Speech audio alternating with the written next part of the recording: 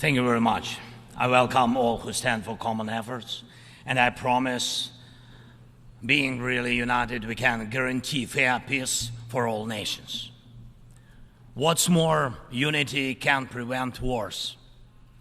Ladies and gentlemen, Mr. Secretary General, Mr. President, fellow leaders, this call so many wars, but not as active defender against the aggressions. In many cases, the fear of war, the final war, was the loudest here, the war after which no one would gather in the General Assembly Hall again. The Third World War was seen as a nuclear war, a conflict between states on the highway to nukes. Other wars seemed less scary compared to a threat of the so-called great powers firing their nuclear stockpiles. So the 20th century taught the world to restrain from the use of the weapons of mass destruction, not to deploy, not to proliferate, not to threaten with, and not to test, but to promote a complete nuclear disarmament. Frankly, this is a good strategy, but it should not be the only strategy to protect the world from the final war. Ukraine gave up its third largest nuclear arsenal. The world then decided Russia should become a keeper of such power. Yet history shows it was Russia who deserved nuclear disarmament the most back in 1990s. And Russia deserves it now. Terrorists have no right to hold nuclear weapons. No right. But truly, not the nukes are the scariest now. While nukes remain in place, the mass destruction is gaining its momentum. The aggressor is weaponizing many other things, and those things are used not only against our country, but against all of yours as well. Fellow leaders, there are many conventions that restrict weapons, but there are no real restrictions on weaponization. First, let me give you an example. The food. Since the start of the full-scale war, the Ukrainian ports in the Black and Azov seas have been blocked by Russia. Until now, our ports on the Danube River remain the target for missiles and drones. And it is a clear Russia's attempt to weaponize the food shortage on the global market in exchange for recognition for some, if not all, of the captured territories. Russia is launching the food prices as weapons. The impact spans from the Atlantic coast of Africa to the Southeast Asia, and this is the threat scale. And I would like to thank those leaders who supported our Black Sea Grain Initiative and program Grain from Ukraine. Thank you so much.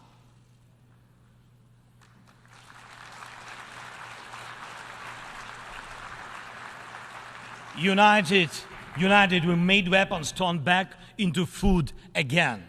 More than 45 nations saw how important it is to make Ukrainian food products available on the market, from Algeria to Spain to Indonesia and China. And even now, when Russia has undermined the Black Sea Grain Initiative, we are working to ensure food stability. And I hope that many of you will join us in these efforts. We launched a temporary sea export corridor from our ports, and we are working hard to preserve the land routes for grain exports. And it is alarming to see how some in Europe, some our friends in Europe, play out solidarity in political theater, making thriller from the grain. and they may seem to play their own role, but in fact, they are helping set the stage to a Moscow actor. Second, weaponization of energy. Many times the world has witnessed Russia using energy as a weapon. Kremlin weaponized oil and gas to weaken the leaders of other countries when they came to the Red Square. And now this threat is even greater. Russia is weaponizing nuclear energy. Not only it is spreading its unreliable nuclear power plant construction technologies, but it is also turning other countries' power plants into real dirty bombs. Look, please, what Russia did to our Zaporizhia power plant. Shelled it, occupied it, and now blackmails others with radiation leaks. Is there any sense to reduce nuclear weapons when Russia is weaponizing nuclear power plants? Scary question. The global security architecture offers no response or protection against such a treacherous radiation threat, and there is no accountability for radiation blackmailers so far. The short example is children. Unfortunately, various terrorist groups abduct children to put pressure on their families and societies. But never before the mass kidnapping and deportation would become a part of the government policy. Not until now. We know the names of tens of thousands of children and have evidence on hundreds of thousands of others kidnapped by Russia in the occupied territories of Ukraine and later deported. The International Criminal Court issued arrest warrant for Putin for this crime. And we are trying to get children back home. But time goes by. What will happen with them? What will happen to them? Those children in Russia are taught to hate Ukraine, and all ties with their families are broken. And this is clearly a genocide.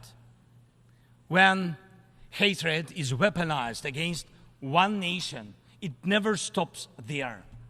Each decade, Russia starts a new war. Parts of Moldova and Georgia remain occupied. Russia turned Syria into ruins. And if not Russia, the chemical weapons would have never been used there in Syria. Russia has almost swallowed Belarus. It is obviously threatening Kazakhstan and other Baltic states.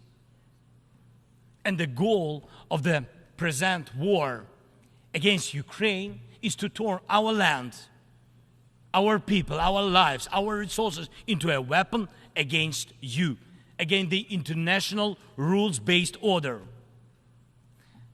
Many seats in the General Assembly Hall may become empty if Russia succeeds with its treachery and aggression.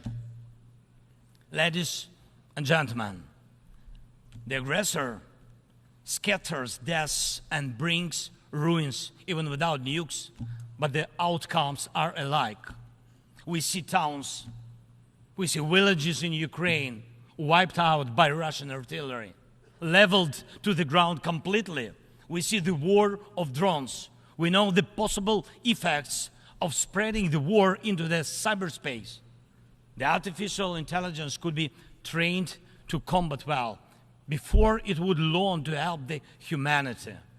Thank God, people have not yet learned to use climate as a weapon.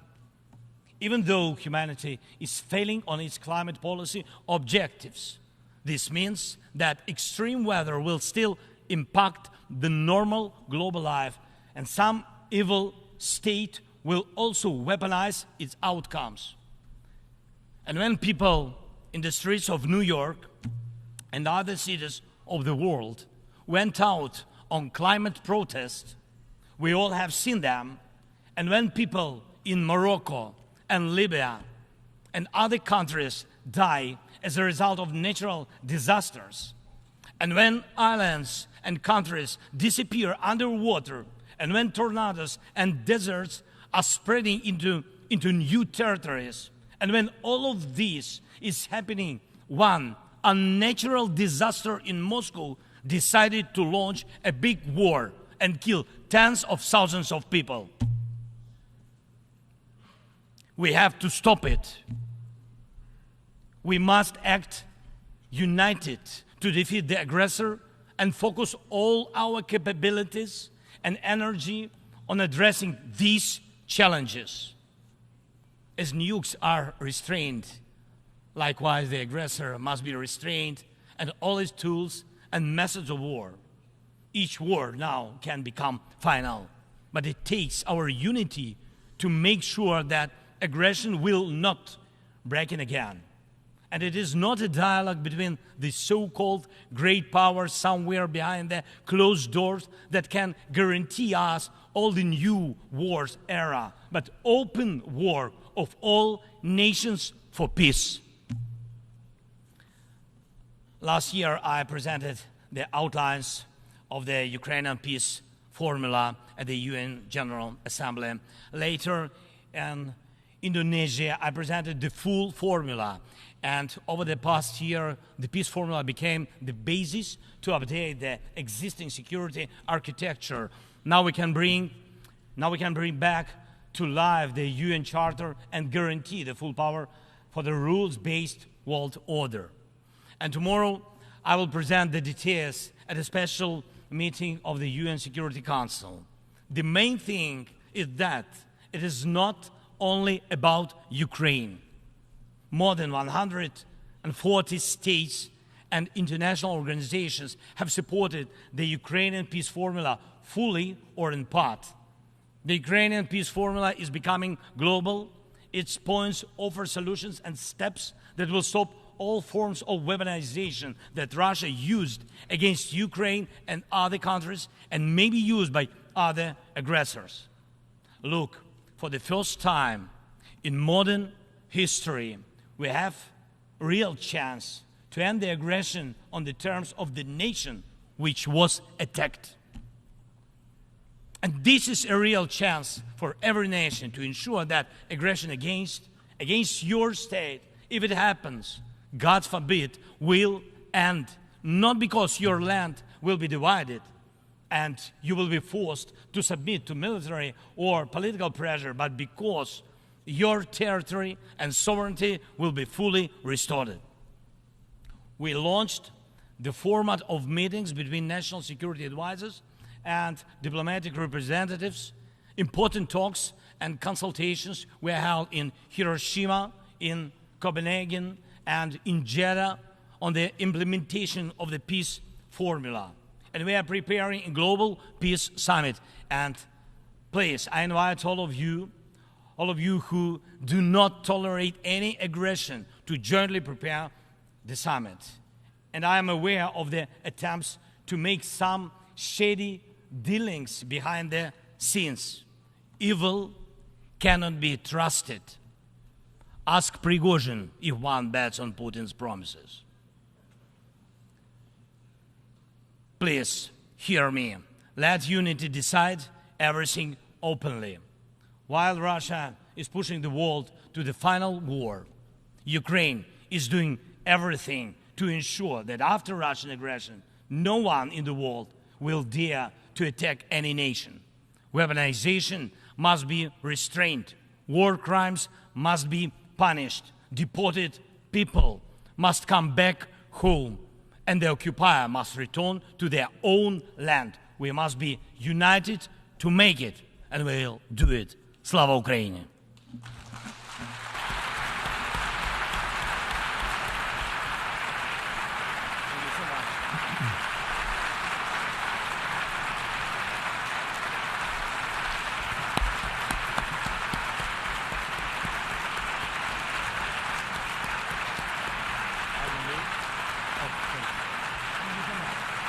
On behalf of the Assembly, I wish to thank the President of Ukraine for the statement just made and request protocol to escort His Excellency.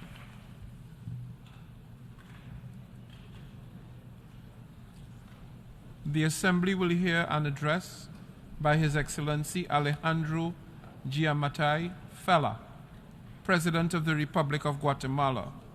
I request protocol to escort His Excellency.